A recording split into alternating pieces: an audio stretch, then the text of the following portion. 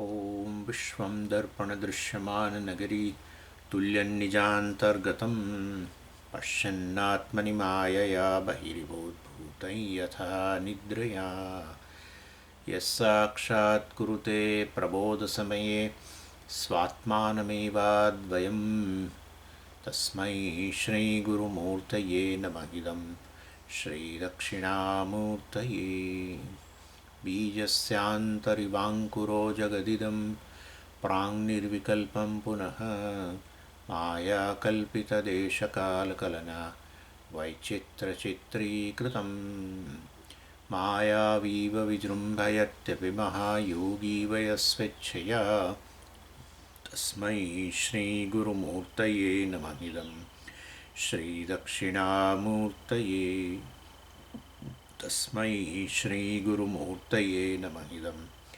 श्रीदक्षिणामूर्तये ॐ सहना भवतु सहनौ भुनक्तु सह वीर्यङ्करवावहै तेजस्विनावधीतमस्तु मा विद्विषावहै ॐ शान्तिः शान्तिः शान्तिः सदाशिवसमारम्भां शङ्कराचार्यमध्यमाम् अस्मदाचार्यपर्यन्तां वन्दे गुरुपरम्पराम् ॐ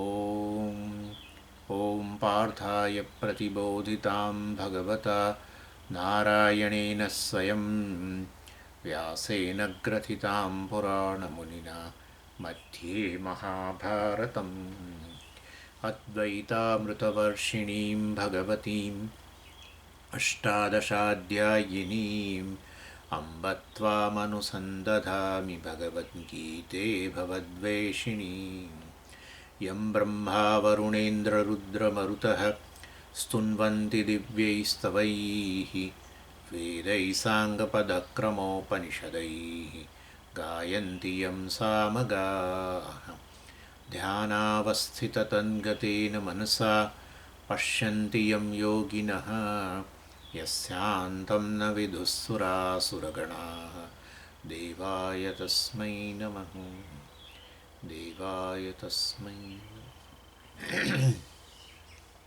એટલે આપણે 15મા અધ્યાયની અંદર જે 3 ટોપિક છે, એક હતો ગુણત્રય વિચાર, ગુણોનું વિશ્લેષણ, સત્વ રજસ તમસ ગુણોનું વિશ્લેષણ. પહેલો એક ટોપિક હતો, એની ચર્ચા કરી.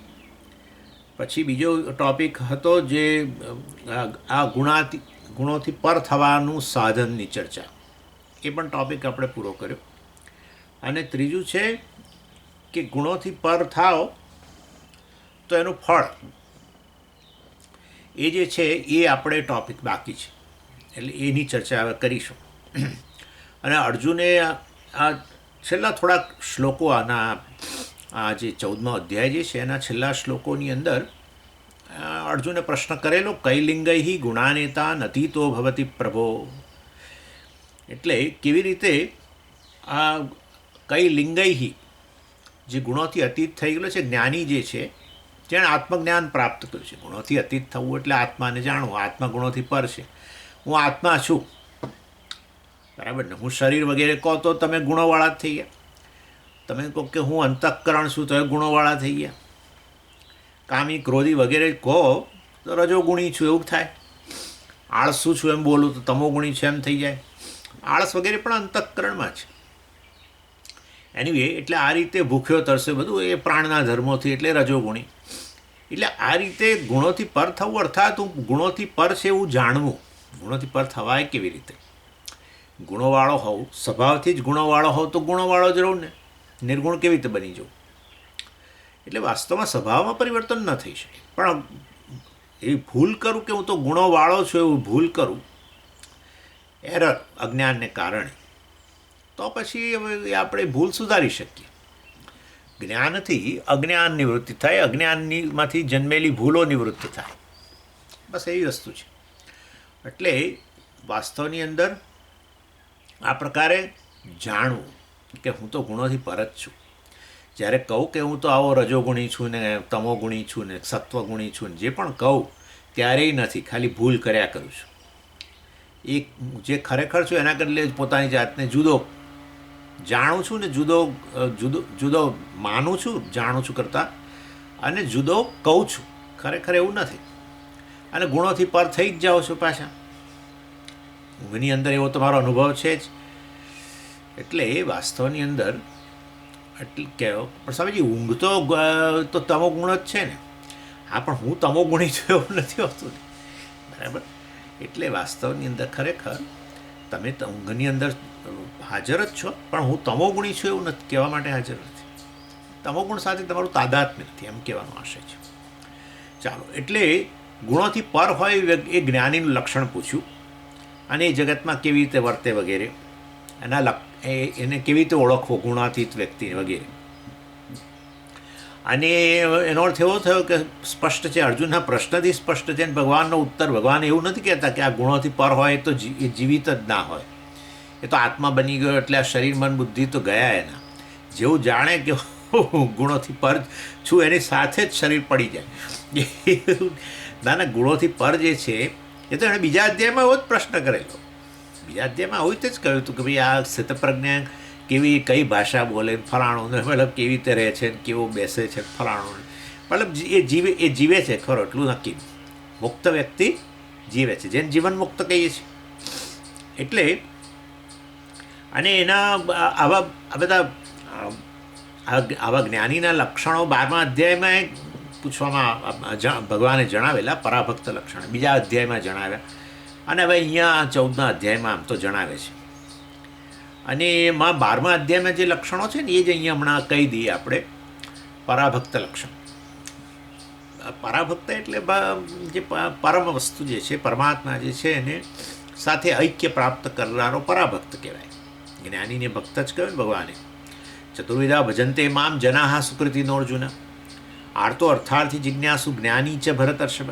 જ્ઞાની મારો ભક્ત જ છે, જોડાઈ ગયો હતો. જ્ઞાનીની નજરમાં તો પરમેશ્વર હંમેશ માટે છે. જ્ઞાનીનો હું એ જ પરમેશ્વર છે, એટલે એ તો એક થઈ ગયો. એટલે એ 12મા અધ્યાયમાં જે લક્ષણ છે ને એની જ ચર્ચા કરી લઈએ. અદ્વેષ્ટા સર્વભૂતાનામ મૈત્ર કરુણ એવ છે ભગવાને જે કહ્યું. એટલે 12મા 14મા અધ્યાયના આધારે આમ તો જે ડિસ્કસ બધા થયેલા છે, જ્ઞાનીના લક્ષણો ગમે ત્યાંથી તમે કહી શકો. સ્થિતપ્રજ્ઞના લક્ષણો અહીંયા કહો તો યોગ્ય જ છે, સરખું જ છે બધું. એટલે એક વસ્તુ છે કે આજે જ્ઞાનીના લક્ષણો જાણીને આપણે જ્ઞાની બનવું નથી. આપણે તો આત્મા, એ તો જ્ઞાની કહેવાઓ તમે જ્ઞાન પ્રાપ્ત કરો એટલે. આપણે જ્ઞાની બનવું નથી. લોકોની નજરમાં આપણે જ્ઞાની થવાની જરૂર નથી. લોકોની નજરમાં થવા જઈએ ને એ બહુ મુશ્કેલી છે. આપણે જ્યાં માર ખાઈએ છીએ ને, જગતની અંદર માર ક્યારે ખાઈ ખબર? જ્યારે આપણે આપણા પોતાના અભિપ્રાય માટે જગત પર આધાર રાખીએ ત્યારે માર ખાઈએ. બહુ લોહી લુહાણ થઈ જઈએ. કારણ કે લોકો તો આજે આમ બોલે ને કાલે બીજું બોલે, અને આપણે એના લીધે દુઃખી થઈ જઈએ. એટલે વળી પાછું એમાંથી એ આપણો અભિપ્રાય સુધરાવવા માટે, લોકોને નજરમાં સુધરાવવા માટે બહુ અથાગ પ્રયત્ન કરીએ. એના માટે જુઠ્ઠાનો આશરો લઈએ, દંભ કરીએ, બધું કરીએ. એટલે આપણું મહત્ત્વ આપણી નજરમાં નથી હોતું. આપણું મહત્ત્વ આપણે લોકોની નજરમાં જોઈએ છીએ. લોકો આપણને મહત્ત્વનો ગણે તો હું મહત્ત્વનો, તો હું મહત્ત્વનો છું એવું માનું, સિગ્નિફિકન્ટ છું માનું. લોકો મને કહે કે તમે તો આવા છો, નકામા છો, તો હું કહું કે હું નકામા. એટલે આપણે આપણા અભિપ્રાય માટે જગત પર આધાર રાખીએ ને ત્યારે બહુ મુશ્કેલી પડે. અને એ ન રાખવો જોઈએ આમ તો, કારણ કે લોકોનો અભિપ્રાય એ તો ગાડરીયો પ્રવાહ છે. તમે જુઓ છો અત્યારે પશ્ચિમ બંગાળમાં શું સ્થિતિ થઈ. જે એક જમાનાની અંદર સત્તા પર હતા એની કેવી સ્થિતિ છે અત્યારે તમે વિચાર કરી લો, કેટલી ખરાબ સ્થિતિ. આવું છે આમાં કે એમાં આશ્ચર્ય આપણને થાય તો આપણે માનવાનું કે હજુ આપણે એટલા પરિપક્વ બન્યા નથી. જગતની અંદર પ્રવર્તમાન સંજોગોને અથવા જે કંઈ બની રહ્યું છે એ વસ્તુથી આપણને અત્યંત ધક્કો લાગે, અત્યંત આશ્ચર્ય થાય તો માનવું કે આપણે હજુ પરિપક્વ બન્યા નથી. પરિપક્વ વ્યક્તિ હોય એ તરત જ એ તો કે કદાચ એક સેકન્ડ માટે કે વોટ આમ કે શું, હા, પણ બીજી ક્ષણે કે સો વોટ. મતલબ આવું જ છે એમ. એટલે જીવન જીવવું એટલે શું જે જીવનની વાસ્તવિકતાઓ છે એને જાણવી અને વાસ્તવિકતાઓને પચાવવી પણ ખરી, ધીરે ધીરે પચાવી. જેમ પચાવતા જઈએ એમ આપણો વિકાસ થતો જાય લાગણીની દૃષ્ટિએ, ઇમોશનલ આપણો ગ્રોથ થતો જાય. ફિઝિકલ ગ્રોથ તો એ થાય જ બધાનો, ઈચ્છો કે ન ઈચ્છો, તમે મોટા થવાના જ છો ભૌતિક મતલબ શરીર વગેરેની રીતે. એ તો ખાતા પીતા રહો અને શરીરને સાચવો તો તમે આપોઆપ જ મોટા બનો. એ કંઈ બહુ મોટી વસ્તુ નથી. જે મોટી વસ્તુ છે એ આ છે, લાગણીની દૃષ્ટિએ આપણે પરિપક્વ બન્યા છે કે નહીં. જે બાળક છે એ જીવનની વાસ્તવિકતાઓ એને અતિ અજાણ હોય છે, એટલે એ જીદ કરે કે તૂટી ગયેલો ફુગ્ગો ફૂટી જાય તો કે ના મારે તો એ જ ફુગ્ગો જોઈએ. પપ્પા કે એના હું આવું કે હું એને અપાવું, ચાલ તને બીજો અપાવું, આ જ રંગનો અપાવું. ના ના, મારે તો આ જ આવી સ્થિતિ છે. જીવનની વાસ્તવિકતાઓ જે છે એનાથી બાળક અજાણ હોય, પણ આપણે એવું કહીએ કે તો બાળક છે.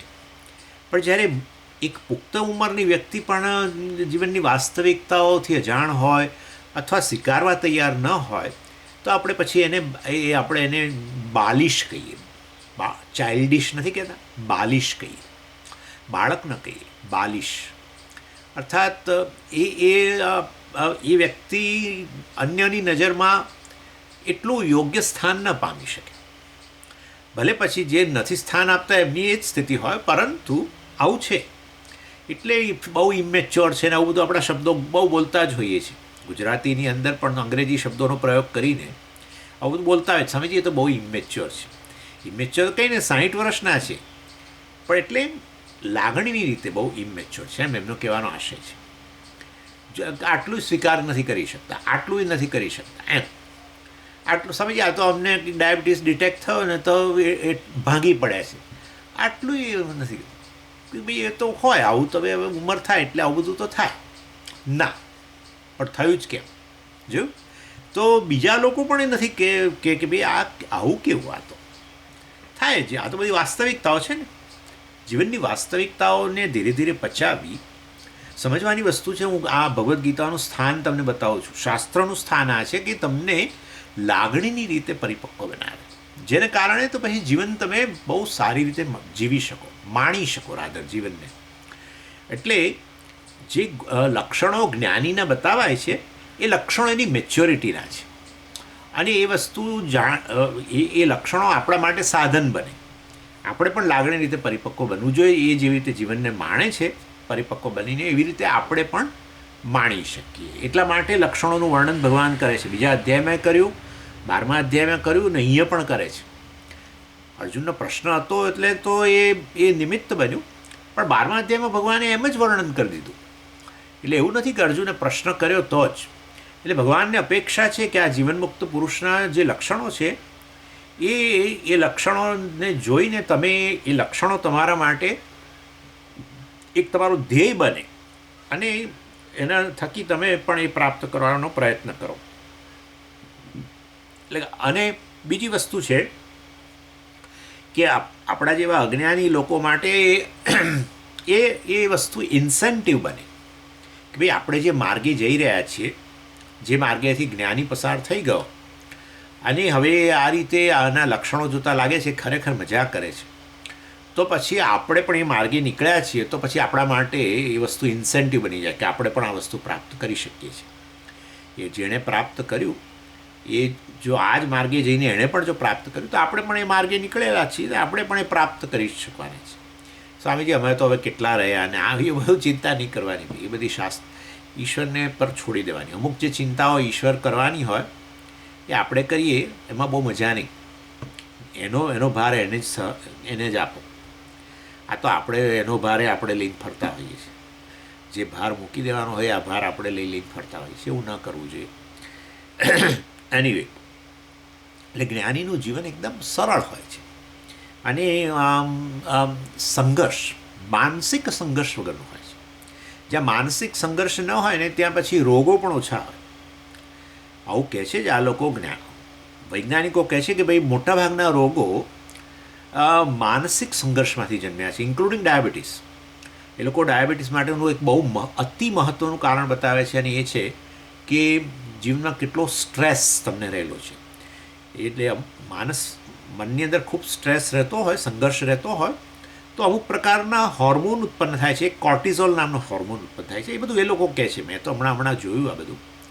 કોર્ટિઝોલ નામનો હોર્મોન ઉત્પન્ન થાય છે અને એ કોર્ટિઝોલને કારણે પછી બ્લડની અંદર શુગરનું પ્રમાણ બહુ વધતું જાય છે અને એમાંય પછી આ પ્રકારના સંઘર્ષને કારણે રાત્રે ઊંઘ ના આવે તો ઓર વધે છે અને પછી બહુ બધી રીતે હેરાન કરે છે. તમે વિચાર કરો, એટલે જેવી જેવી જેવી સ્થિતિ મનની, એ બધી અસર શરીર પર પડે છે.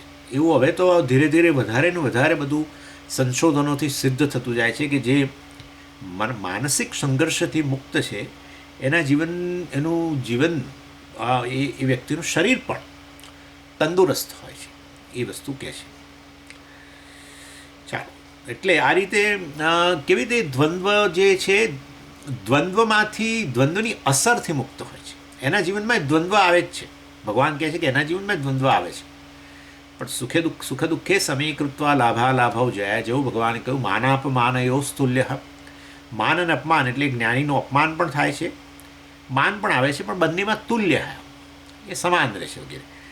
એટલે કેવી રીતે દ્વંદ્વથી મુક્ત રહે છે. આપણને પણ ગમે છે ને એ વસ્તુ, કે આપણે પણ જીવનમાં આપણા પર અસર ન થાય. બહારની પરિસ્થિતિ તો દ્વંદ્વાત્મક આવવાની જ છે, ઉપર નીચે થયા જ કરવાનું છે તો, પરંતુ આપણે એની અસર ન થાય એવું આપણે પણ ઈચ્છીએ છીએ. તો આ જ્ઞાનીના બધા લક્ષણો આવા જોઈને, જે એણે જ્ઞાનથી, આત્મજ્ઞાનથી પ્રાપ્ત કર્યું છે, તો હવે આપણે સાધક તરીકે નીકળ્યા જ છીએ માર્ગે, તો આપણે પણ આ વસ્તુ પ્રાપ્ત કરી શકીશું. આ રીતે ઇન્સેન્ટિવ બને, એટલા માટે વર્ણન કરવામાં આવે છે. એ આપણા માટે ના કે જેને કે મોડેલ બની જાય. ચાલો, અમે આપણે પહેલે શરૂઆત કરવાની હતી અદ્વેષ્ટા સર્વભૂતાના. જ્ઞાની, આમ ઇનફેક્ટ મને લાગે છે આ ચર્ચા કરી હતી, જ્ઞાની એ કોઈનો દ્વેષ નથી કરતો. બસ જો દ્વેષ થાય એટલે અહીંયા મન બગડે, બરાબર ને? દ્વેષ થાય, દ્વેષ કરનારને પહેલાં હેરાન કરે, પછી દ્વેષનો વિષય તો પછી હેરાન થાય. પહેલાં દ્વેષ અહીંયા ઉત્પન્ન થયો, પેલા વ્યક્તિ તો કદાચ ખબર ના હોય કે આ વ્યક્તિ મારા માટે આટલો બધો દ્વેષ કરી રહી છે, અને દ્વેષમાં ને દ્વેષમાં આ વ્યક્તિ અંદર એટલું બધું બોલે, એના માટે બહુ બોલે, ખૂબ બોલે, જાણે કે એ વ્યક્તિને મોઢામોઢ કહી રહ્યા હોય ને એવી રીતે બધું એ મનમાં એને બોલે. અને જે બોલે ને એ કંઈ બહુ આનંદાત્મક ના હોય કશું, એની અંદર અંદર ગુસ્સો આવતો હોય, બધું થાય. દ્વેષ આવે એટલે પછી બધું થાય. એ તો દ્વેષની માત્રા પર આધાર છે. એટલે જ્ઞાની જે છે એ વાસ્તવની અંદર કોઈનો દ્વેષ નથી કરતો, એમ કહે છે. અને શાસ્ત્રની અંદર કહેવામાં આવે છે કે ભાઈ ખરેખર એ દ્વેષને આપણે વ્યાજબી ઠરાવી શકીએ એવું કશું છે જ નહીં. શાસ્ત્ર આપણને એ સમજ આપે છે. એટલે આપણા વેદાંતના સાધકોએ આ વસ્તુ જોવાની ખાસ જરૂર છે. સામાન્ય રીતે આપણે દ્વેષ કરીએ અને દ્વેષને વ્યાજબી ઠેરવીએ. કોઈ પણ વ્યક્તિ દ્વેષ કરે પણ ખરો અને દ્વેષને અંદરને અંદર એ વ્યાજબી પણ ઠેરવે. આ તો દ્વેષને જ લાયક છે. અને કદાચ કોઈ પૂછે કે ભાઈ ન કરને હવે એટલો બધો શા માટે દ્વેષ કરે ને, પછી શામાંથી ક્રોધને, કડવાશને બધું શા માટે કરે છે, તો આપણે એ વ્યક્તિને બરાબર સમજાવી કે હું કેમ એનો દ્વેષ કરું છું એમ. એટલે મહાત્માઓ કહે છે કે ભાઈ વાસ્તવની અંદર, મહાત્માઓ એટલે શાસ્ત્ર જ અલ્ટિમેટલી, કે ભાઈ દ્વેષ ન કરવો જોઈએ. કેમ શાસ્ત્ર આવું કહે છે? વેલ, કારણ કે પ્રત્યેક વ્યક્તિ જે છે, આમ જોવા જાઓ તો વેદાંતી વ્યક્તિ એટલો દ્વેષ કરે તો પછી વેદાંતનું દર્શન ક્યાંય એની નજરમાં છે જ નહીં, નક્કી થઈ ગયું. વેદાંતનું દર્શન છે કે ભાઈ ચૈતન્ય જ પરમાત્મા છે, માટે જે પણ ચેતન વ્યક્તિઓ, પ્રાણીઓ બધા જે છે, બધું વાસ્તવની અંદર એ પરમાત્માની જ અભિવ્યક્તિ છે. અને એ દ્રષ્ટિએ ખરેખર ઇન્નેટલી, સ્વભાવથી બધા પરમાત્મા જ છે. અને એનાથી આગળ વધીને પ્રત્યેક વ્યક્તિ જે છે ઇન્નેટલી સેન્ટલી જ હોય છે, સંત હોય છે. એટલે સંતના જે ગુણો હોય એ એનામાં રહેલા જ હોય છે. એનો આવિર્ભાવ અમુક જગ્યાએ બહુ સરળ, આ બધું આવું ભણવાને કારણે અને ખૂબ પ્રયત્નને અંતે બધા જે ગુણો છે એનો આવિર્ભાવ થયો હોય, કેટલાકમાં ન થયો હોય, રાગદ્વેષના પ્રભાવને કારણે. એટલે પરંતુ અંદર ખાને પ્રત્યેક વ્યક્તિને પ્રેમ ગમતો હોય છે, અહિંસા ગમતી હોય છે, એ જ ગમતું હોય છે. અરે પોતાની આંગળી કંઈક જો ચપ્પુથી કપાઈ ગઈ હોય, પેલો માણસ આપણે જેને કહીએ ને કે ચાલો એ તો ગનવાળો વ્યક્તિ છે માનો, એને એને એ ગન ચલાવતા એને કંઈક એને જ હાથમાં ગોળી વાગી ગઈ, તો પણ એ પણ વાસ્તવની અંદર લોહી બંધ કરવા મોઢામાં મૂકીને એટલે પોતાની જાતને તો પ્રેમ કરે છે.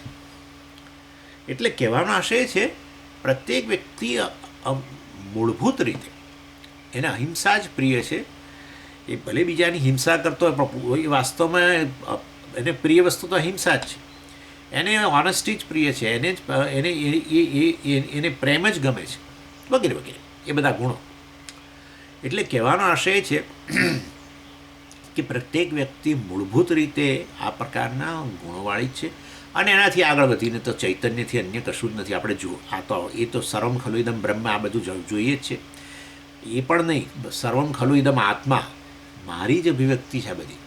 એટલે શેનો દ્વેષ? મારે મારા પ્રત્યે કદી દ્વેષ હોઈ ન શકે. ચાલો, એટલે એ રીતે શાસ્ત્ર કહેવા માગે છે કે ભાઈ વ્યાજબી ન ઠેરવી શકાય. હા, પણ સ્વામીજી ભલે આવો અંદરથી ભલે આવો હોય પણ એનું આ કર્મ તો નથી જ યોગ્ય ને. હું એ કર્મનો દ્વેષ કરું છું, બરાબર છે. એટલે પરંતુ જે કર્મ કરે છે એનું એ સ્વભાવ બતાવતું નથી. એ તો અજ્ઞાનને કારણે રાગદ્વેષના પ્રભાવમાં આવીને અમુક પ્રકારનું અધર્મ કર્મ વગેરે કરે છે. પણ મૂળભૂત રીતે વાસ્તવની અંદર વ્યક્તિ એ આવી રીતે પરમાત્મા જ છે. અને એનાથી આગળ વધીને કદાચ વ્યક્તિની રીતે કહેવું હોય તો એ સેન્ટલી વ્યક્તિ છે. અને આ રીતે એ વ્યક્તિનો દ્વેષ કરવાથી પછી હવે થોડું બીજી રીતે ચર્ચા કરી શકીએ કે વ્યક્તિનો દ્વેષ કરવાથી એ વ્યક્તિ સુધરવાની નથી. આપણે એનો દ્વેષ કરીને એને જણાવીએ કે હું તને ધિક્કારું છું, આપણે એને ધિક્કારું છું કહીશું તો એનો ધિક્કાર આપણા પ્રત્યે શરૂ થઈ જશે. અને કદાચ આપણે એને કંઈ સમજાવવા માગતા હોઈશું સુધરવા માટે તો એ પણ સાંભળવા તૈયાર નહીં થાય. એટલે વાસ્તવની અંદર ખરેખર દ્વેષ કોઈ રીતે યોગ્ય નથી. અને મેં કહ્યું પ્રમાણે એ વ્યક્તિ સુધરી ન શકે. આપણે એનો દ્વેષ કરીએ તો એનામાં એ પરિવર્તન ન લાવી શકીએ. પ્રેમથી પરિવર્તન લાવી શકીએ પરંતુ દ્વેષથી નહીં.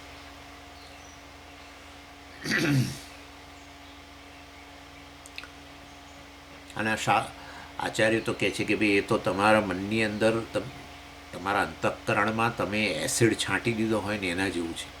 એસિડ છાંટ્યા પછી કેવી બળતરા થાય એવી રીતે દ્વેષ ઉત્પન્ન થાય એટલે સખત બળતરા થાય. બધું પણ દ્વેષ હોય, ગુસ્સો હોય, ઈર્ષા હોય, ગમે તે એ બધાથી અંદર અંતઃકરણમાં જાણે કે પેલો એસિડ છાંટ્યો હોય એવી બળતરા થાય.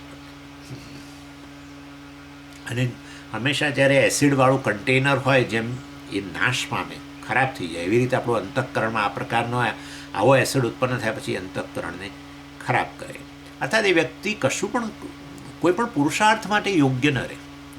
કારણ કે તમે જોજો જ્યારે અત્યંત આ બધી વસ્તુનો પ્રભાવ થાય ત્યારે આપણે કશું કરવા માટે ક્ષમતા ધરાવતા નથી. અને એમાં ખાસ કરીને કોઈક સર્જનાત્મક વસ્તુ જીવનની અંદર કશું હોય જ નહીં. અત્યંત ધિક્કાર ધરાવતી વ્યક્તિ, અત્યંત ગુસ્સાવાળી વ્યક્તિ જ્યારે આ બધા વસ્તુના પ્રભાવમાં હોય, એનું અંતઃકરણ આ બધા ગુણોવાળુંથી પ્રભાવિત થયું હોય, આ પ્રકારના અવગુણોથી પ્રભાવિત થયું હોય ત્યારે એ કશું કરવા માટે સક્ષમ ના હોય. ગુસ્સાની અંદર કોઈ વ્યક્તિ સર્જનાત્મક કામ ન કરી શકે, દ્વેષની અંદર કોઈ સર્જનાત્મક કામ ન કરી શકે. અત્યંત પ્રબળ ઈર્ષા ઉત્પન્ન થઈ હોય અંતઃકરણમાં, પાત્ર અંદર આપણું અંતઃકરણ રૂપી પાત્ર જ્યારે આટલું સળગી રહ્યું હોય, ખરાબ થઈ રહ્યું હોય ત્યારે, અને એમાં આ લોકો કહે છે કે આવું વારંવાર થાય તો પછી વ્યક્તિ બિલકુલ કોઈ પણ પુરુષાર્થ માટે, ઇવન ભૌતિક પુરુષાર્થ માટે પણ નકામો થઈ જાય છે. એમ આ રીતે ઘણી તે સમજાવી શકે.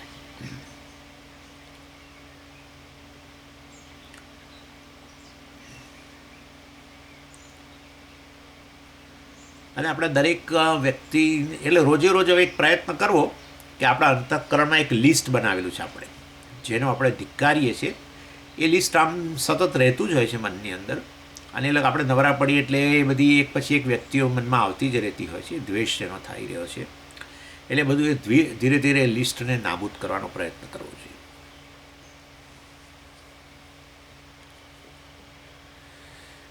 બધાનો પણ દ્વેષ ન કરી પણ થોડા ઘણાનો તો કરવો જોઈએ ને સ્વામીજી. સર્વભૂતાના અદ્વેષ્ટા એટલે બધું છે. અહીંયા તો સર્વભૂતાનામ એટલે પ્રાણી માત્ર કહ્યું. એટલે આમ તો પેલો આપણો મચ્છરે થઈ ગયો. મચ્છરનો તો દ્વેષ સ્વાભાવિક છે કરીએ, પરંતુ મચ્છરનો પણ દ્વેષ ન કરવો જોઈએ એમ કહે છે.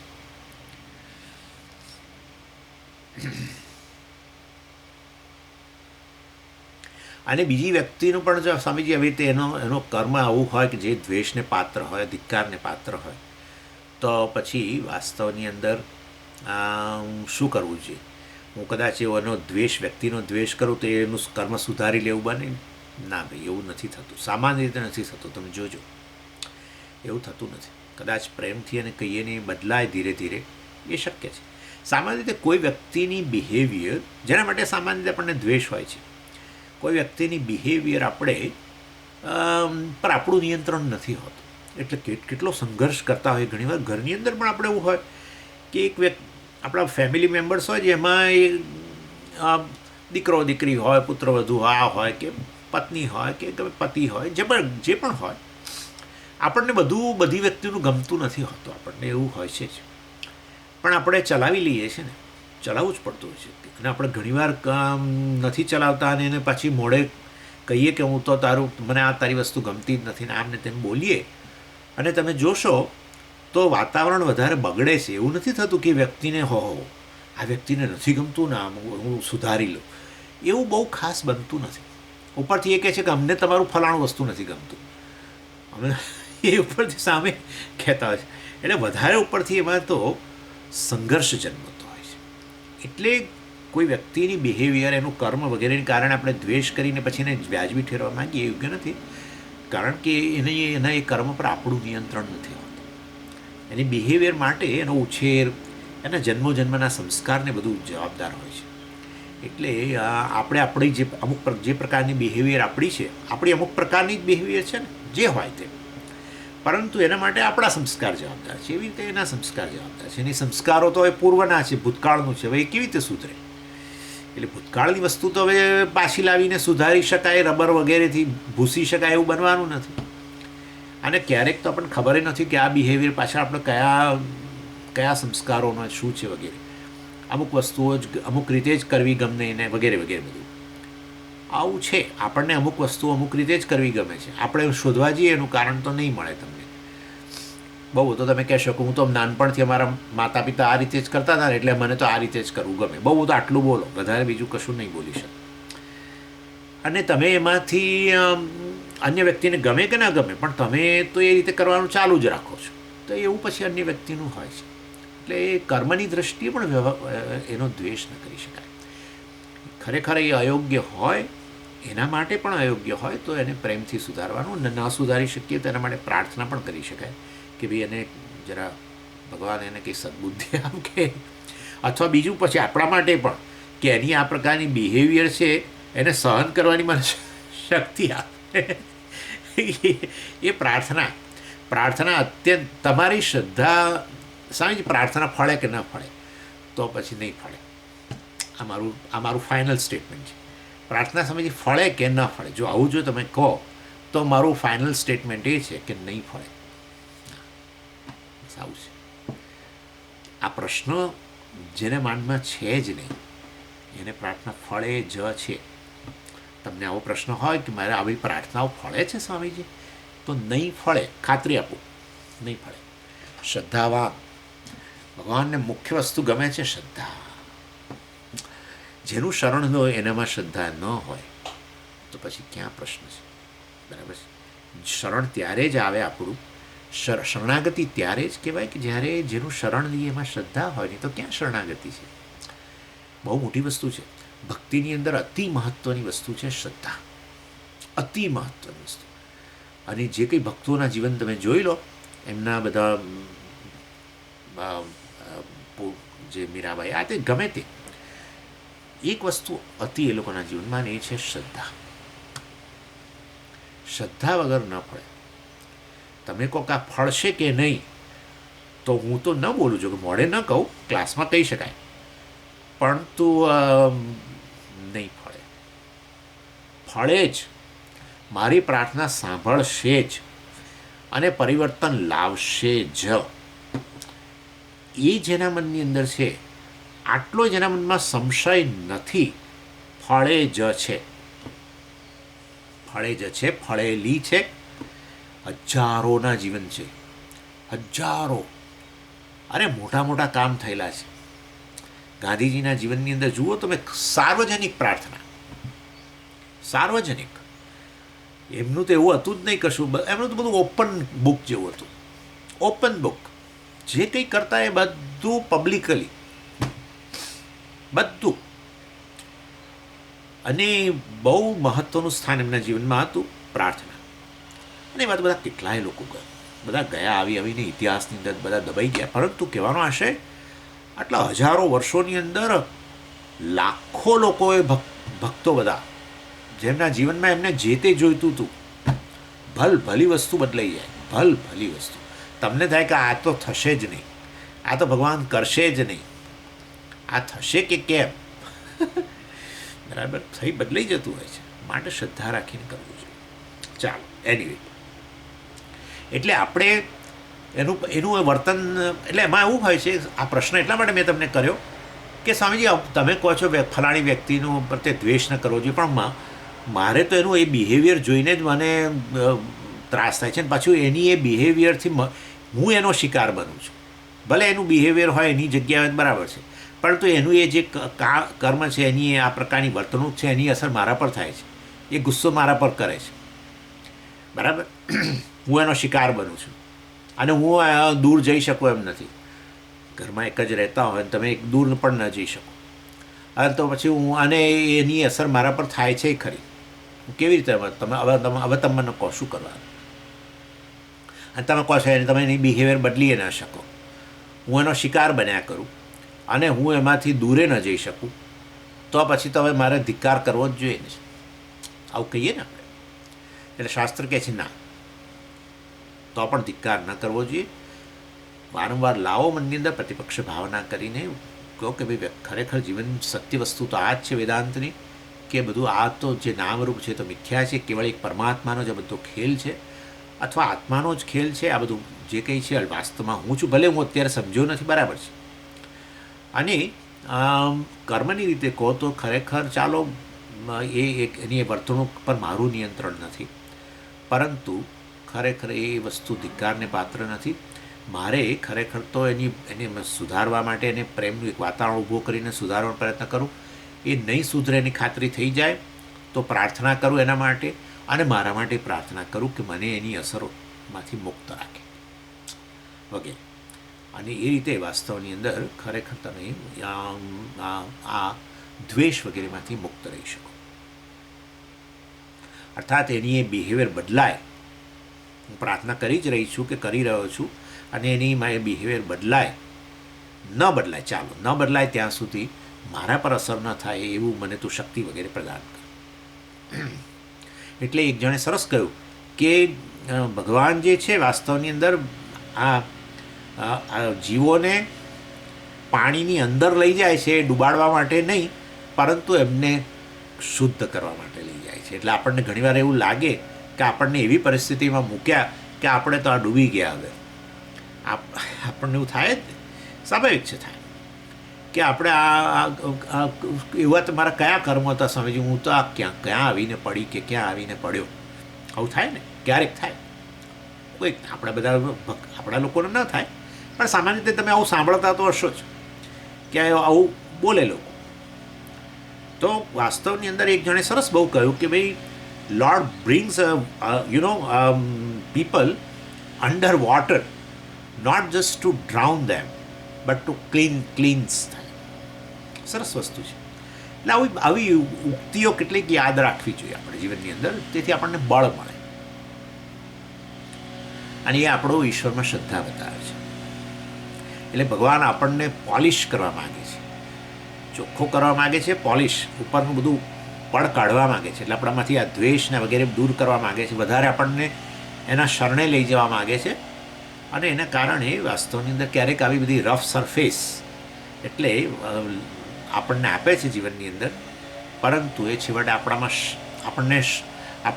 આપણને શાઇન, જે વસ્તુમાં શાઇન લાવી હોય ને એને એની ધાર ઘસેતા હોય છે આ લોકો સામાન્ય રીતે, અને ધાર ઘસાય ત્યારે આવા તણખા વગેરે જનતા હોય, બરાબર છે.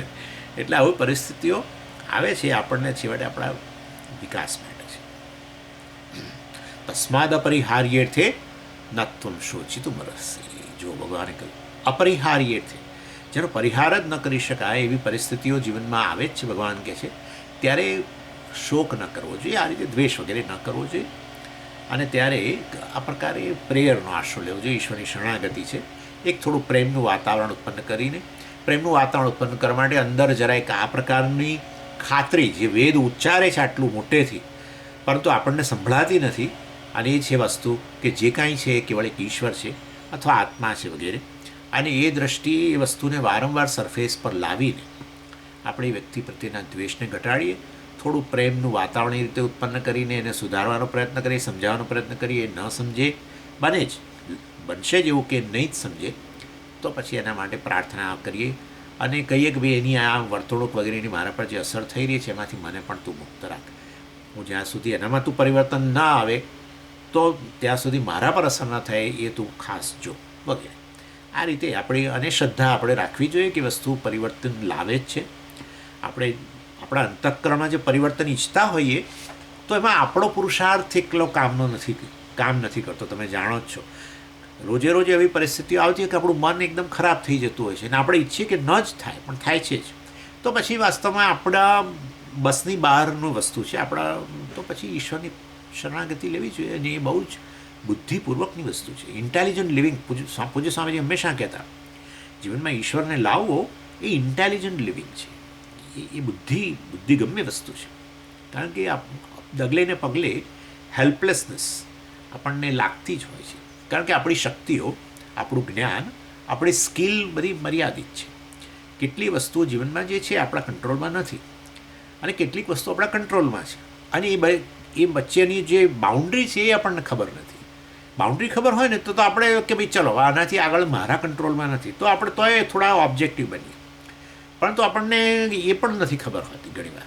આપણે એમ કે આપણે બધું સુધારી શકીએ એમ કરીને બહુ જ જજુમતા હોય, જે ન જ બદલાઈ શકે એવી પરિસ્થિતિઓને પણ બદલવાનો પ્રયત્ન કરતા રહેતા હોઈએ છીએ. પરંતુ ત્યાં માનવું જોઈએ, ભગવાન એટલા માટે કહ્યું કર્મણી અધિકાર મા ફલેશું વગેરે, બહુ એ જ્યુરિસ્ડિક્શન બતાવવા માટે જ હતું. એટલે એ ઈશ્વરને તરત સહાય લેવી. અન્ય ચેતન જે સર્વજ્ઞ છે, સર્વશક્તિ છે, બરાબર છે, જે પરિવર્તન લાવવા માટે સક્ષમ છે, જે જાણે પણ છે તમારી પરિસ્થિતિઓ વગેરે, ભલે કર્મફળને આધારે આવી, પરંતુ એમાં પરિવર્તન માટે તમે જરૂર પ્રાર્થના કરી શકો છો. ચાલો, એટલે જ્ઞાની માટે અદ્વેષ એ નેચરલ છે અને આપણા માટે એક સાધન છે. આપણે પણ દ્વેષમાંથી આ રીતે મુક્ત, જે મેં કહ્યું એ રીતે મુક્ત થવાનો પ્રયત્ન કરવો જોઈએ.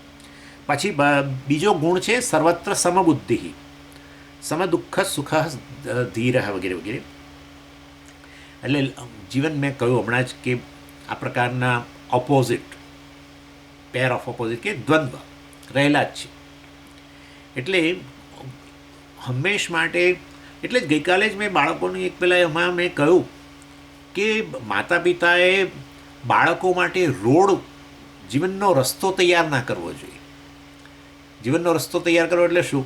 વચ્ચે જે ખાડા ટેકરા આવે છે, બધા ઝાડી ઝાંખરા, બધું બાળકો માટે મેં બધું દૂર કરી દઈએ, ઓબ્સ્ટેકલ્સ બધા દૂર કરીને એમનો રસ્તો ચોખ્ખો બનાવી દઈએ. એ થવાનું જ નથી. એટલે તમારે બાળકો માટે, માતા પિતાને ખાસ મેં કહ્યું કે બાળકો માટે તમારે રસ્તો ન તૈયાર કરવો જોઈએ, માતા પિતાએ બાળકોને રસ્તા માટે તૈયાર કરવા જોઈએ.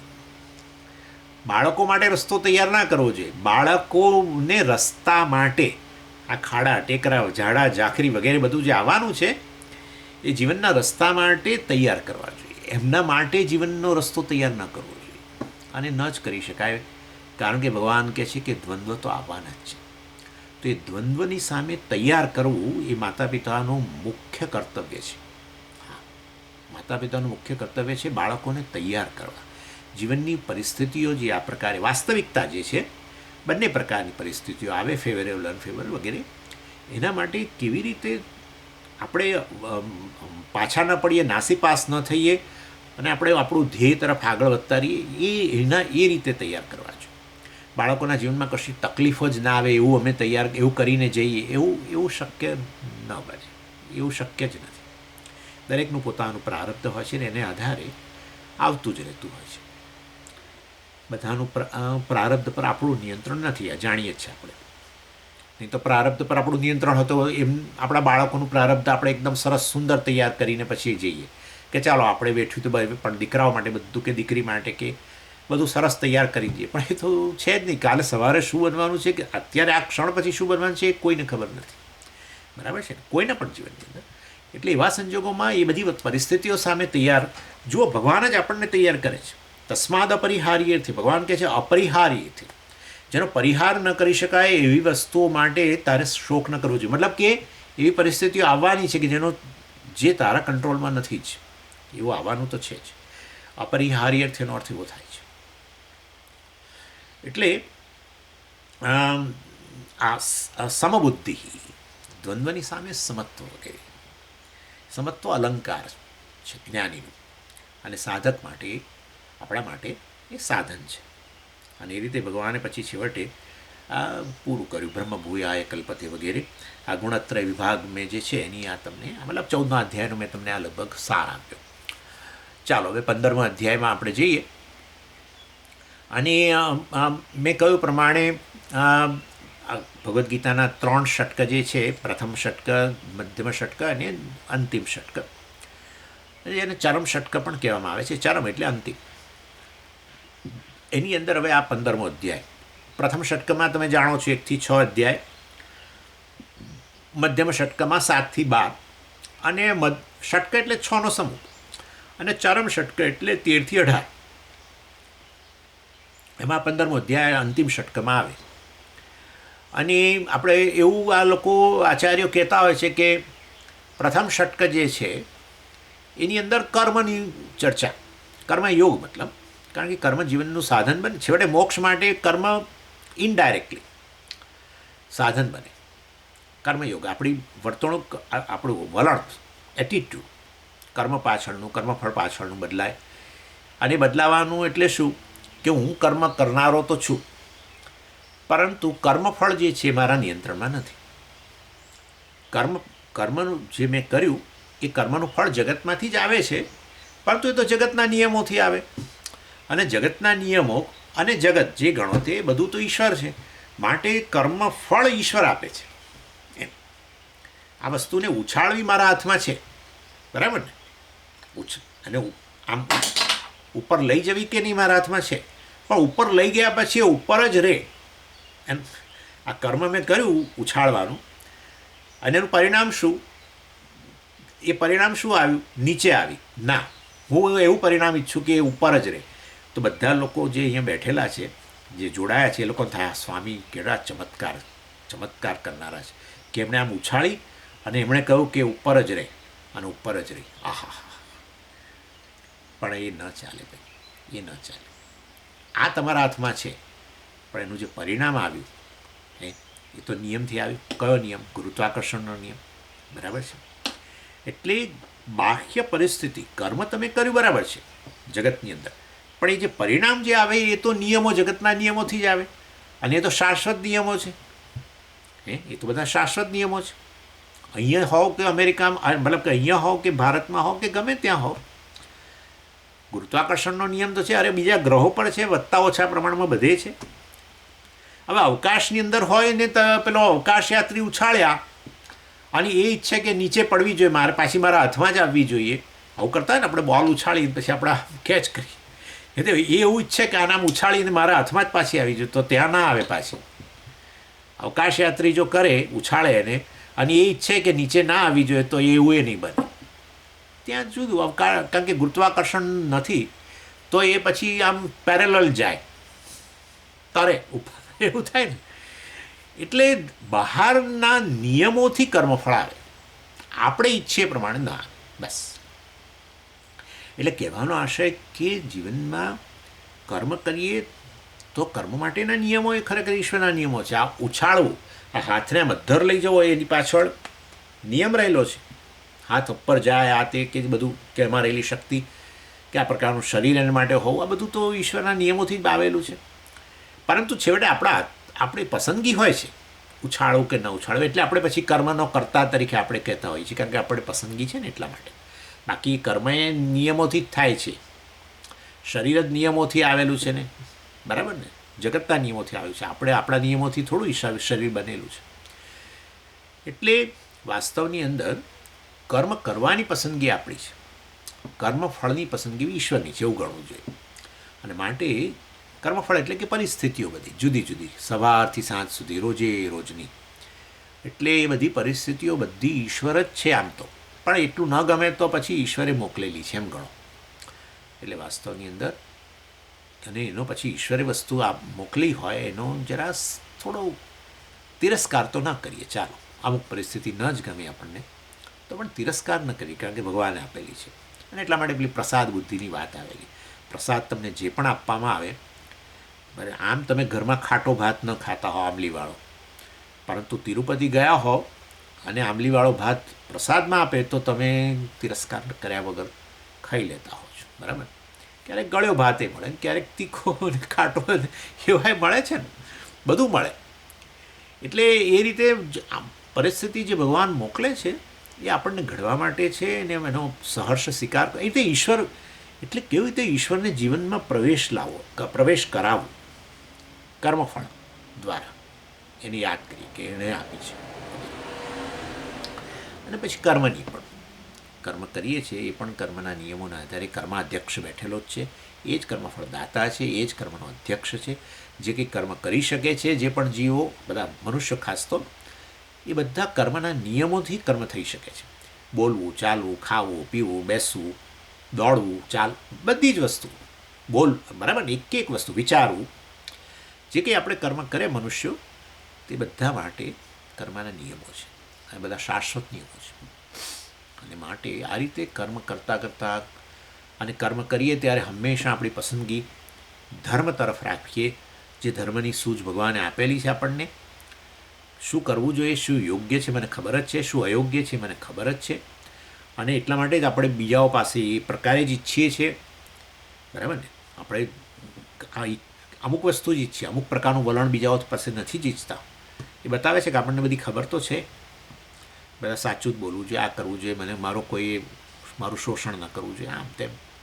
બધાએ સહાનુભૂતિ મારા પ્રત્યે રાખવી જોઈએ. મને જ્યારે કોઈ વસ્તુની જરૂર હોય અને અન્ય પાસે હોય તો એણે મને શેર કરવી જોઈએ, આપવું જોઈએ વગેરે. બધું જાણીએ છીએ આપણે. તો પછી એવું જ પ્રકારનું વલણ આપણે અખત્યાર કરીએ, આપણી પસંદગી પણ એ પ્રકારે કરીએ, નહીં કે રાગદ્વેષ કે સ્વાર્થને આધારે કરીએ વગેરે વગેરે. એટલે એ રીતે શુદ્ધિ ધર્મ ઈશ્વરનું સ્વરૂપ છે. અને માટે જ્યારે મારી પસંદગી ધર્મને અનુરૂપ કરું ત્યારે હું ખરેખર ઈશ્વરનું ઇન્વોક કરું છું. જેમાં તમે પૂજા કરો ત્યારે ઈશ્વરનું આવાહન કરો છો ને, એવી જ રીતે જ્યારે તમે ધર્મનું આચરણ કરો ત્યારે તમે ઈશ્વરનું આવાહન કરો છો. અને જ્યારે અધર્મનું આચરણ કરો ત્યારે ઈશ્વરનો તિરસ્કાર કરો છો. અને એને કારણે પછી સહન કરવું જ પડતું હોય છે. પણ ચાલો, એટલે આ રીતે આ કર્મ કરતા અને કર્મફળ મેળવતા સતત ઈશ્વર સાથે જોડાયેલા રહેવું.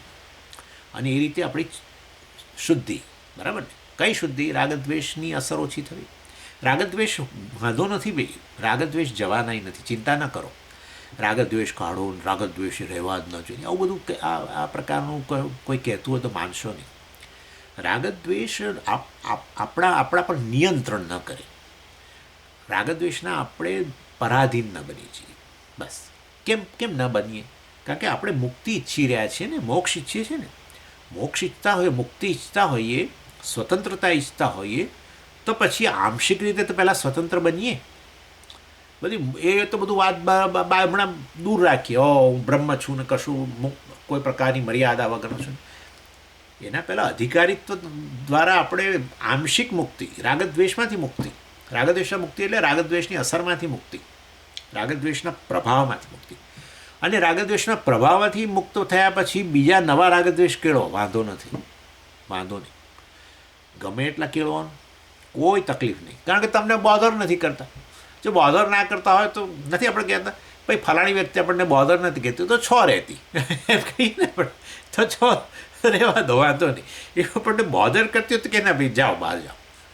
એટલે વાસ્તવની અંદર ન કરતી હોય બોધર તો પછી બીજા નવા રાગદ્વેષ કેળવો, વાંધો નહીં, સારું જ છે.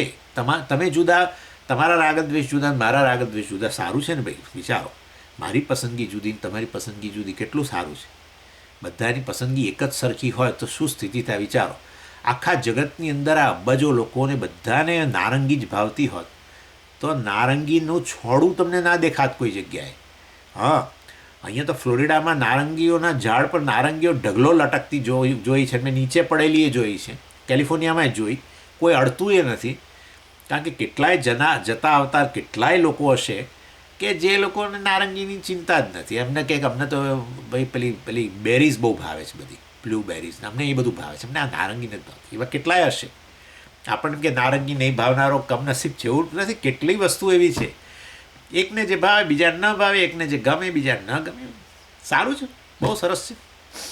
અને એટલા માટે જ આપણા ભારતની અંદર જ તમે વિચાર કરો, સિંગતેલમાં રસોઈ કરનારો આપણા ગુજરાતની અંદર, અને કોપરેલ વગેરેમાં રસોઈ કરનાર પેલા કેરાલાની અંદર, અને સરસવ વગેરે તેલનો બનાવનાર આપણા પેલી બાજુ ઓરિસ્સા ને બિહાર ને બધી કે મને પેલું બધું આસામ વગેરે પણ એ બાજુ પણ એ જ બધું સરસ્યું, કદાચ પંજાબમાં પણ.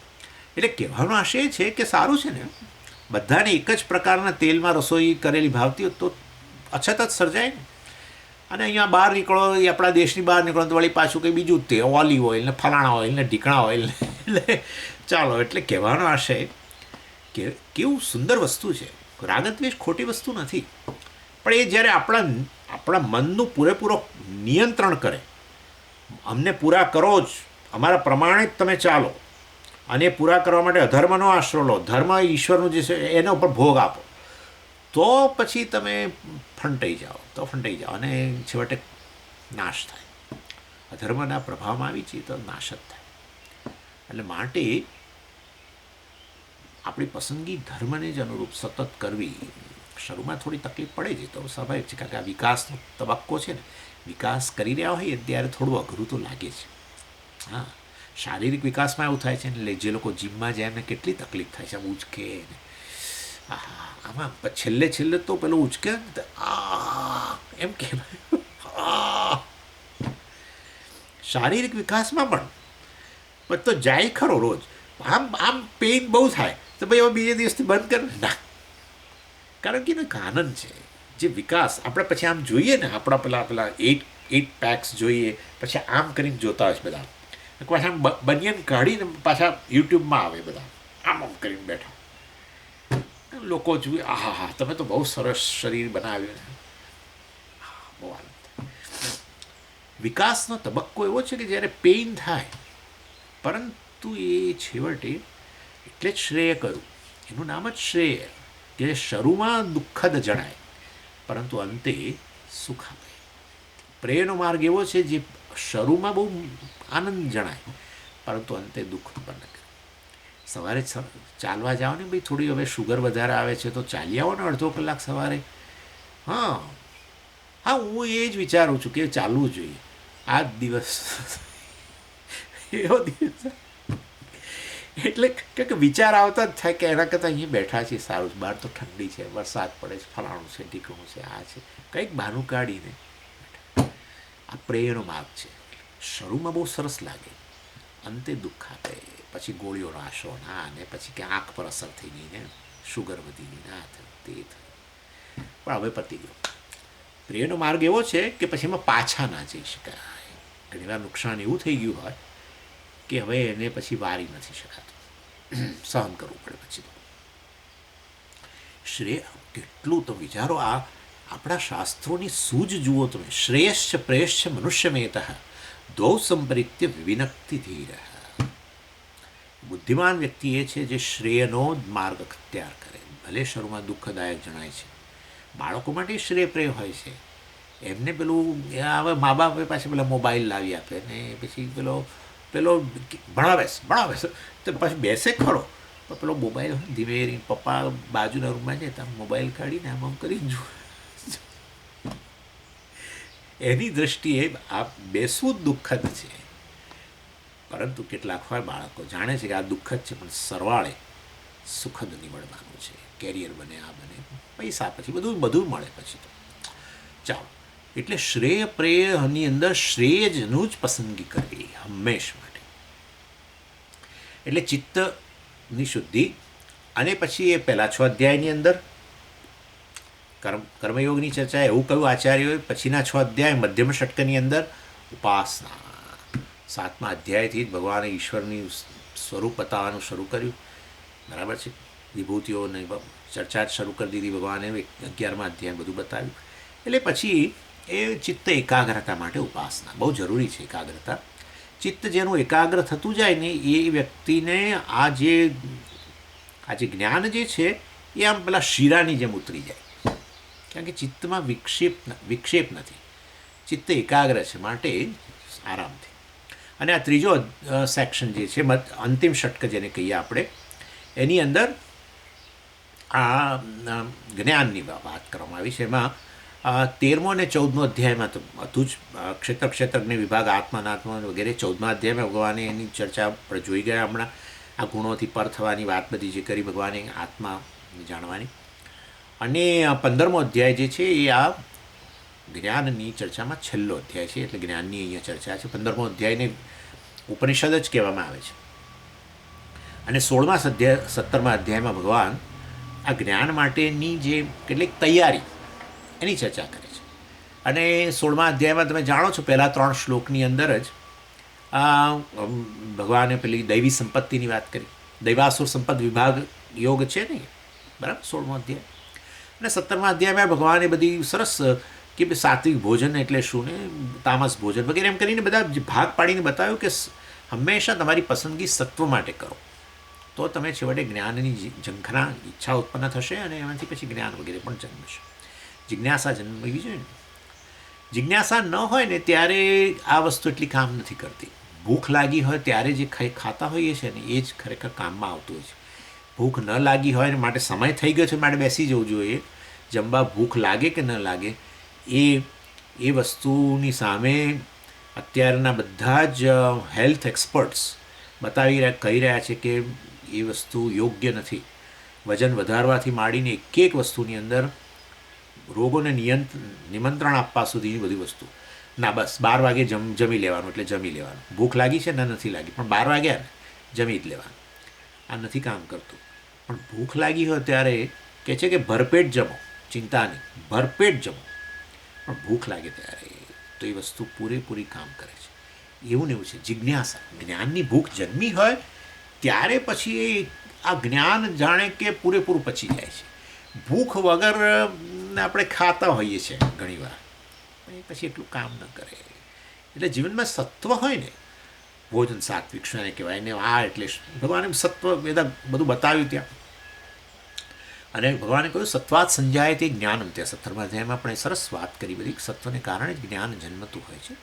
ચાલો, એટલે 16મો 17મો અધ્યાય પ્રિપેરેશન, જ્ઞાનની પ્રિપેરેશન માટે. પણ 15મો અધ્યાય જે છે એ છેવટે આ જ્ઞાનમાં છેવટનો અધ્યાય છે. 18મા અધ્યાયમાં તો બધું ભગવાને બધો આખા સાર રૂપે બધું કહી દીધું. એટલે હવે આત્મજ્ઞાનમાં આ છેલ્લો અધ્યાય છે 15મો. અને અહીંયા આ અધ્યાયમાં ઈશ્વર કે બ્રહ્મ, જેને માટે ભગવાને એક શબ્દ વાપર્યો પુરુષોત્તમ. પુરુષોત્તમ એટલે ઉત્તમ પુરુષ, ઉત્તમ પુરુષ. ને ઉત્તમ પુરુષ કોણ? તો પરમાત્મા જ. ઉત્તમ પુરુષ એટલે આત્મા, ઉત્તમ પુરુષ એટલે બ્રહ્મ વગેરે, બરાબર. એટલે એ રીતે ભગવાને પુરુષોત્તમ શબ્દ વાપર્યો. એને અધ્યાયનું નામ એટલે પુરુષોત્તમ યોગ છે. અને એમાં આ અધ્યાયમાં બધા ઉપનિષદનો સાર ગણો તો સાર પણ જે ગણો તે રીતે છે. અને ઘણા લોકો એનો પારાયણમાં ઉપયોગ કરતા હોય છે. ખાસ કરીને ભોજન વગેરે લો એ પહેલાં 15મા અધ્યાયનો પાઠ કરવાનો એક ટ્રેડિશન પદ્ધતિ છે. આવી નાનો અધ્યાય છે. આમ તો ઘણા બધાને તો મોઢે પણ છે. હવે આ અધ્યાયમાં પ્રવેશ કરું હમણાં. આમ તો સમય થઈ ગયો છે, ખાલી તમને એના સેક્શન જણાવી દઉં. આ અધ્યાય છે ને મુખ્યત્વે 3 વિભાગમાં છે, 3 પોર્શન છે એની અંદર. પહેલું છે સંસારનું વર્ણન છે. સંસારનું વર્ણન એટલા માટે છે, સંસાર એટલે મનુષ્યનો સંસાર એટલે તમે બીજું ના માનશો. સંસાર એટલે આપણું કુટુંબ કે સંસાર એવું બધું કે બહુ ખરાબ રીતે બોલે છે લોકો, એવું ન બોલવું છે. સંસાર એટલે અહીંયા મનુષ્યની મુશ્કેલી, મનુષ્યનો મૂળભૂત પ્રશ્નને સંસાર કહેવાય. એ સંસારનું વર્ણન છે અહીંયા. કેમ? તો કે ભાઈ છેવટે આ આપણને જીવનમાં વૈરાગ્ય જન્મે. આ બધું જાણીએ ને કે ભાઈ મૂળભૂત સમસ્યા જે છે એ મૂળભૂત સમસ્યા આપણી આ પોતાના વિષયનો ખોટો ખ્યાલ રાખીને જે ફરીએ છીએ આપણે, આખું જીવન કાઢી નાખીએ છીએ ખોટા ખ્યાલમાં પોતાના વિશે. વાસ્તવિકતા એક છે ખરેખર, અને હું મારી જાતને માનું છું જુદું, અને એના કારણે કેટલો હેરાન થઉં છું ને કેટલો પરેશાન થઉં છું. અને એટલે ગમે એટલું કરું તો પણ પછી મને મૂળભૂત પ્રશ્નોનું સમાધાન નથી જ થતું. એ બધું જે સંસાર વર્ણન જે છે એ પહેલો ટૉપિક છે કે જેથી કરીને છેવટે તમને વૈરાગ્ય જન્મે, અને વૈરાગ્ય જન્મે તો પછી તમે આત્મજ્ઞાન માટે પ્રયત્ન કરો. એટલા માટે આપણી પ્રાર્થના પણ તમે જોજો વૈરાગ્ય માટેની પણ છે. કોને? અન્નપૂર્ણા દેવીને. અન્નપૂર્ણે સદાપૂર્ણે શંકર પ્રાણવલ્લભે જ્ઞાન વૈરાગ્ય સિદ્ધ્યર્થમ. મને ભિક્ષા આપો માતાજી, ભિક્ષા આપ તો અન્નપૂર્ણા છો તો મને અન્ન આપો. કયું અન્ન? જ્ઞાન અને વૈરાગ્યનું અન્ન આપો. સો અન્નપૂર્ણે સદાપૂર્ણે, આપ તો સદા પૂર્ણ જ છો, પૂર્ણ સ્વરૂપ છો, બ્રહ્મ છો. શંકર પ્રાણ વલ્લભે, શંકરના પ્રાણ પ્રિય છો. વલ્લભા એટલે પ્રિયા, શંકરના પ્રાણ પ્રિય છો. અને એટલે આપ જ્ઞાન શક્તિ સમાન છો, જ્ઞાન શક્તિ છો, અને માટે મને જ્ઞાન પ્રદાન કરો. તમે જોયું ને ત્યાં દેવતાઓને, ઇન્દ્રને કોણે જ્ઞાન પ્રદાન કર્યું? યક્ષએ નહીં, યક્ષ તો અંતર્ધ્યાન થઈ ગયા, ઉમા પ્રગટ થયા, બ્રહ્મ વિદ્યા પ્રગટ થયા, અને એમણે જ્ઞાન પ્રદાન કર્યું. એવી રીતે અન્નપૂર્ણાને પ્રાર્થના છે. જ્ઞાન વૈરાગ્ય સિદ્ધ્યર્થમ ભિક્ષાન દેહી છે પાર્વતી. મને આ ભિક્ષા આપો. અન્ન તો મળવાનું જ છે, પ્રારબ્ધ પ્રમાણે અન્ન મળવાનું જ છે. આટલું જોઈએ બધા. સ્વામીજી કેટલું ખાવા? આટલું જોઈએ માણસ, પણ આ કેટલી બધી આમ કરે છે. બરાબર છે ભાઈ, વાતો બધી બરાબર છે, પણ આપણું મન ક્યાંનું ક્યાં ભટકે છે એનું નામ. એટલે આ બધું સંસારનું વર્ણન એના માટે જે વૈરાગ્ય છે. જે કરવાનું છે કરીએ, જે ન કરવાનું છે એને છોડીએ. છૂટતું નથી, સામાન્ય છૂટતું નથી, એમ પછી જીવન પૂરું થઈ જાય. એને મોહ કયો, પ્રમાદ અને મોહ. પ્રમાદ એટલું આળસ નથી, આપણે બધા કોઈ આળસું નથી. આપણે જે ન કરવું જોઈએ કરીએ છીએ, કશું જ ન કરવું એ આળસ છે. જે કરવું જોઈએ ન કરીએ ને ન કરવાનું કરીએ એનું નામ પ્રમાદ છે. એક્ટિવ છે, બહુ એક્ટિવ છે, પણ જુદી દિશા પકડી ગઈ. બરાબર ને? એટલા માટે સંસાર વર્ણન પહેલો ટોપિક. પછી મોક્ષ સાધન, સંસાર નિવૃત્તિ માટેના સાધનો. મુખ્ય સાધન કયું? જ્ઞાન વગેરે. પછી સેકન્ડરી ગૌણ સાધનો. અને ત્રીજું છે ઈશ્વરનું સ્વરૂપ, ઈશ્વર કોણ છે વગેરે, આત્મા વગેરે. એટલે આ રીતે ભગવાન જો કે 15મા અધ્યાયમાં સગુણ નિર્ગુણ બંને રૂપે બતાવે છે, અપરા પ્રકૃતિ પરા પ્રકૃતિ રૂપે બતાવે છે. ભગવાનનું વ્યવહારિક સ્વરૂપ અને પારમાર્થિક સ્વરૂપ બધું અહીંયા બતાવે છે. ચાલો, એટલે આ રીતના ટૉપિક છે, અને એની ચર્ચા વધારે આપણે આવતા સોમવારે કરીશું એની. ઓમ પૂર્ણમદ પૂર્ણમિદમ પૂર્ણાત પૂર્ણમુદચ્યતે પૂર્ણસ્ય પૂર્ણમાદાય પૂર્ણમેવાવશિષ્યતે. ઓમ શાંતિ શાંતિ શાંતિ. હરિ ઓમ શ્રી ગુરુભ્યો નમઃ. હરિ ઓમ.